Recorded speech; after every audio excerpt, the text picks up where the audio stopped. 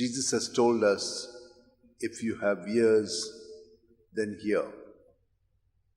My dear sisters and brothers, all of us have ears and we listen to what is happening. But when we listen, if we are not present, then we have not heard what we have listened to, because we are listening to something else. Our mind is preoccupied with something else. And so what happens when your mind is preoccupied with something else? You're not present to what is happening here, and therefore you will not be able to respond properly. Our responses will be half-hearted. And then we mess up. This is very often our case. And therefore, this is one sign that we do not really love. Because love means being fully present.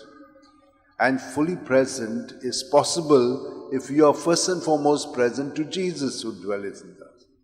He is dwelling in us and you're not present to Him because you're not even present to yourself. You're only in your thoughts or in your feelings, and those are controlling your life. So we are alienated from our own self. So Jesus is telling them many things in parable, but this is what He's saying. You've got to be fully present. Then only you will bear fruit. It's very simple, because God has called all of us for what? Called all of us to be in Jesus Himself. He is in us and we are in Him. That's the call. And when you are present to Him, then He will work in us, as the first reading says. Do what we'll have to do. So today, the Saint Apollinaris, he has a link with Peter. They are saying probably he's the 72 disciples that Jesus sent. And so Peter is aware of it. And so they had a link with him.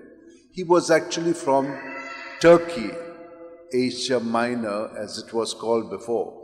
But where did he come from? Antioch in Syria.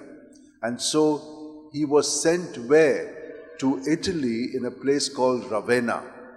And he is the first bishop of Ravenna. Now this man, since he was totally imbued with Jesus and the Spirit, he was doing a lot of miracles. And so there were no Christians there. So when they saw him very strong and powerful, people joining the Christian faith, the idolaters, that those who were worshipping the Roman emperor and the gods Venus and Jupiter and all of them, they got very angry. They caught him and beat him up very badly and put him out of the town. So he was thrown out. He was on the shore, and Christians, protected him. And then he came back, and when he came back, they caught him again, and they made him walk on coal, burning coal, and then they threw him out again of the city. He went, and then afterwards again, he came back to Ravenna. This time they caught him, and they beat him up, and they put him in a boat and sent him to Greece. And when he went to Greece, again he was very powerful and was preaching. They caught him and they sent him back, beat him up there again and sent him back. He was always beaten up, but he bore everything in union with Jesus for their own conversion. And he said that, you may finish me off with your beating, but remember one thing, Jesus will triumph and all of you will start following Him. My pain and sorrow I'm offering to you. They caught him again and they beat him up so badly that, they wanted to finish him off. They put him in dungeons, they put him in chains, but nothing really, worked. Then finally they killed him. So there are big basilicas built there, and his remains are also there. They are also taken to Germany and other places. But what do we see? When we follow Jesus, who is dwelling in us, we have the energy and strength to confront any opposition against love. And what love implies? Love always implies sacrifice. No one can take that away from us. But when we, in union with Jesus, do this, we are working for the salvation of the other, to bring them back to God who is love. And all of us want love, but we don't know how to seek it.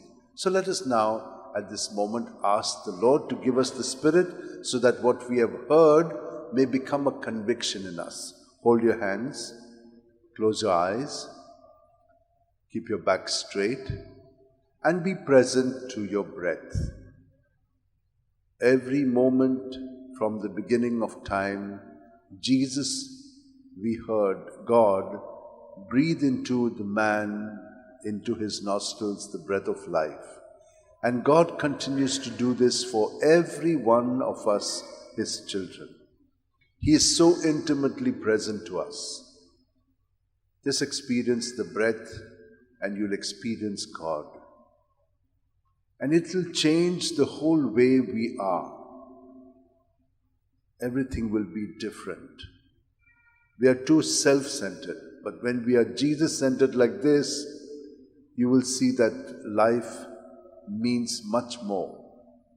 And there is a lot of peace and joy and goodness that will flow through our thoughts, words and deeds. Loving the other even when they don't love us because they are blind. They do not hear, they do not listen. Lord, may we all be strengthened with your presence in us and never let us be departed from you.